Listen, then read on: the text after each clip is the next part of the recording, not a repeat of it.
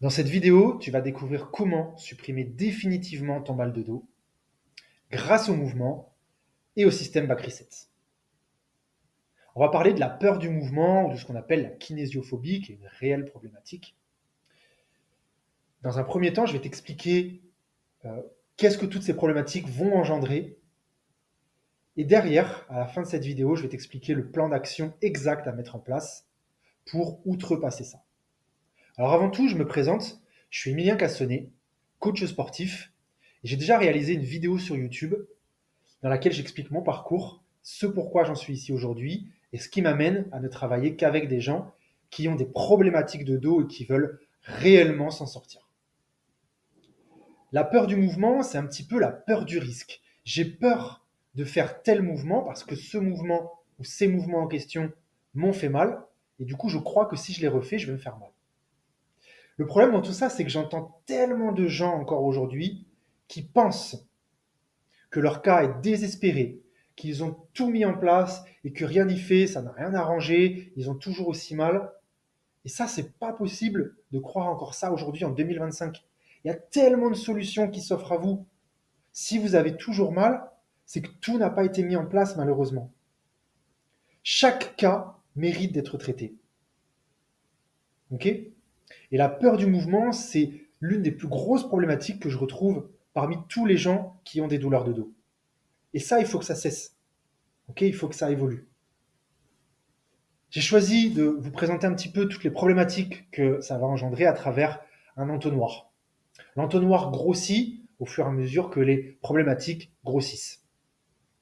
Dans un premier temps, on va avoir la douleur ou la blessure qui va faire suite à une gêne, une petite gêne qui va s'instaurer suite à un mouvement et qui va grossir, grossir, grossir jusqu'à devenir vraiment handicapante dans le quotidien. On peut avoir une blessure qui va faire suite à une douleur qui est aiguë. Une douleur aiguë, c'est typiquement le lumbago. Je fais un mouvement, je porte une charge en me penchant vers l'avant, tac, contracture, blocage, je ne peux plus rien faire. Ok? La dernière des choses, ça va être la douleur chronique. La douleur chronique, ça peut faire suite à une gêne qui augmente et qui ne cesse pas, qui est maintenue, donc qui est chronique, qui est constamment là, ou une douleur aiguë qui va, qui vient, qui va, qui vient, et qui au fur et à mesure du temps s'installe et reste permanente. Dans un premier temps, on va ressentir des limitations dans notre quotidien. Puis on va presque s'habituer à cette douleur. La douleur, elle va devenir omniprésente. Alors bien souvent, la première préconisation qu'on entend toujours aujourd'hui, quand on a mal au dos, c'est le repos. Alors c'est un petit peu logique d'une certaine manière, puisque quand on est malade, la première chose qu'on a envie de faire, c'est de rester allongé dans son lit et ne rien faire. En parallèle de ça, la sensation numéro un, c'est ne pas revivre cette situation. Je ne veux plus vivre ce que j'ai envie de vivre ou je ne veux pas revivre la situation que j'ai connue quand je me suis fait une douleur aiguë, quand je me suis fait un blocage du dos. Parce que ce blocage de dos a entraîné trop de problématiques derrière et continue d'entretenir toutes ces problématiques-là. Donc on ne veut pas reproduire ce qui a fait mal. Ok, si vous êtes fait mal en portant un carton lourd en vous penchant vers l'avant, à chaque fois que vous allez devoir porter un carton lourd en vous penchant vers l'avant, ça va vous être problématique. Voire vous allez tout mettre en œuvre pour ne pas le refaire. Vous vous êtes fait mal au dos en faisant un soulevé de terre en musculation, vous n'allez pas vouloir refaire ce soulevé de terre. Okay, vous allez avoir peur. Derrière, on va restreindre son champ des possibles. On restreint ses capacités. Je refuse de refaire tel mouvement, donc je vais perdre en capacité de mouvement, en capacité d'amplitude, donc de souplesse, en capacité de force, de résistance. C'est logique, quand on n'utilise pas une articulation, quand on n'utilise pas une zone, on perd en capacité. Il n'y a qu'à voir les personnes âgées qui ne font pas de sport, arriver à un moment donné, elles n'ont que de très faibles capacités. Une personne âgée qui tombe, c'est très très très difficile de se relever. Quelqu'un de 18 ans qui tombe, ça va être beaucoup plus simple normalement. Qu'est-ce qui se passe du coup sur le mode de vie? Quels impacts sur le mode de vie? Déjà, d'un point de vue physiologie, vu qu'on a moins de mouvement, on va avoir moins de sollicitation des tissus. Comme j'ai expliqué, on perd en capacité de mouvement, donc d'un point de vue mécanique, il y a moins de circulation du sang qui se fait, il y a moins de choses qui se passent, donc on perd toutes ces capacités-là. On va avoir aussi un impact psychologique. Ok. Cette peur du mouvement elle va entraîner de l'anxiété, du stress chronique. Le stress chronique, inutile de vous faire un dessin. Aujourd'hui, on sait qu'en 2025, c'est une catastrophe, tout ce que le stress peut entraîner. Mais on va instaurer aussi des croyances limitantes. On croit que, puisque je me suis fait mal en portant une charge en me penchant vers l'avant, on croit que tout mouvement où je me penche vers l'avant, où je dois porter une charge, est problématique. Si vous vous êtes fait mal alors que votre dos n'était pas totalement droit, qu'il est un petit peu enroulé vers l'avant, vous croyez que c'est mauvais d'enrouler votre dos vers l'avant. C'est une croyance limitante. Ce qui n'est pas faux d'une certaine manière, mais pas vrai d'une autre manière. Mais ça, il faudrait une autre vidéo pour expliquer un petit peu plus en détail comment bien se placer pour porter une charge ou comment apprendre à ne pas avoir à penser à se placer pour porter une charge. Il va y avoir un dernier impact, c'est sur les relations sociales. On va restreindre aussi ces activités. Vous êtes invité à un déménagement, mais vous savez dans votre passé que vous êtes fait mal au dos en portant des charges quand vous penchez vers l'avant, vous n'allez pas avoir envie d'aller à ce déménagement. Vous allez peut-être même refuser ce déménagement. Ou alors vous allez y aller avec la boule au ventre, le stress que j'ai évoqué juste avant, éventuellement une ceinture lombaire qui ne vous protège pas. Mais ça, c'est encore un autre sujet. Et puis, on va avoir aussi potentiellement un mécanisme de renfermement social. Vous allez refuser certaines activités. Vous êtes invité à un paintball, vous êtes invité à ce déménagement, ou peu importe quelle activité qui pourrait solliciter votre dos, vous allez refuser parce que vous avez peur de vous faire mal. Du coup, quelles sont les solutions? Quel plan d'action concret à mettre en place pour outrepasser ça?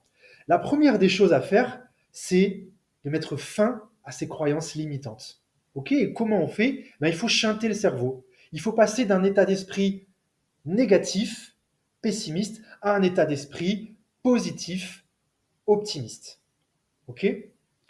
Ce n'est pas parce que vous vous êtes fait mal au dos, et ça c'est quelque chose qu'il faut vraiment comprendre, c'est pas parce que vous êtes fait mal au dos en vous penchant vers l'avant que se pencher vers l'avant est un problème, que se pencher vers l'avant est mauvais. Ce n'est pas vrai. Ok? Et ça, il faut apprendre à travailler sur vous pour ne plus avoir à penser ça. Il va aussi falloir mettre en place des exercices clés pour rééduquer la position. Pourquoi pas sous forme de jeu? Je vais vous donner un exemple. J'ai pas mal de clients qui avaient les mêmes problématiques. La peur du mouvement, la peur d'accéder à certaines positions. Par exemple, la peur de se cambrer. Okay? Quand je leur ai mis un jeu à faire, je leur ai demandé de se filmer, de faire le jeu, et ensuite de regarder la vidéo. Et ils se sont rendus compte, à travers le jeu, qu'ils étaient capables d'accéder à des positions cambrées, voire des positions assez extrêmes, cambrées. Et je leur ai demandé, mais est-ce que tu as eu mal au dos quand tu as fait ça? Non, non, non. Je savais même pas que j'étais placé comme ça. Mais pourquoi? Parce qu'en fait, le jeu a pris le dessus sur le mouvement en lui-même. Ok? Donc ça peut être une excellente alternative de travailler sous forme de jeu. Enfin, la dernière chose, c'est la mise en charge ou la remise en charge progressive, et j'insiste sur le progressif, des tissus. Lorsqu'on a une douleur, il faut rééduquer progressivement son corps à ne plus avoir cette douleur. Il faut y aller progressivement, étape par étape, augmenter l'intensité et la difficulté au fur et à mesure des séances, au fur et à mesure des semaines, au fur et à mesure des mois. Tout cela va avoir 3 objectifs.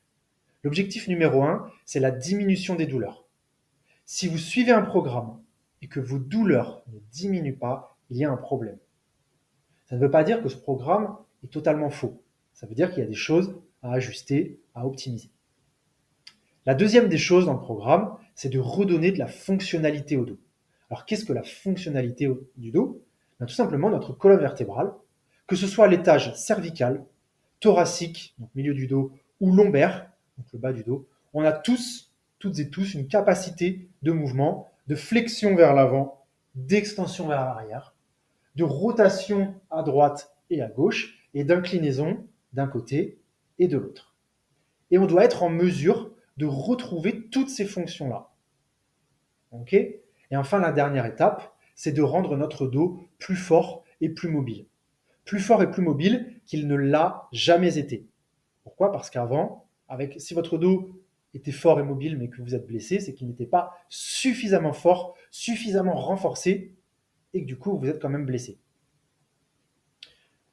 Alors, si tu es dans une situation où tu as peur du mouvement, prends un appel avec moi dans le lien ci-dessous. C'est gratuit. Ok? L'idée, ça va être d'échanger sur ton cas. Je vais t'expliquer comment moi-même, j'ai pu sortir d'une telle situation lorsqu'à 22 ans, on m'a diagnostiqué d'une discopathie protrusive L5S1. Okay, les médecins m'ont dit que je ne pourrais plus porter de charge. Alors, je m'étais fait un lumbago sur un squat et on m'a dit qu'en gros, le port de charge, c'était fini. Ça remettait en question mon activité professionnelle, mon métier, à 22 ans. Okay, quand on est à peine rentré dans la vie active et qu'on remet déjà en question son métier, c'est assez compliqué. Je vais t'expliquer aussi comment j'ai pu aider des dizaines de gens à se sortir de situations similaires. Ok? Je t'invite à réserver un appel avec le lien qui est ci-dessous. C'est gratuit.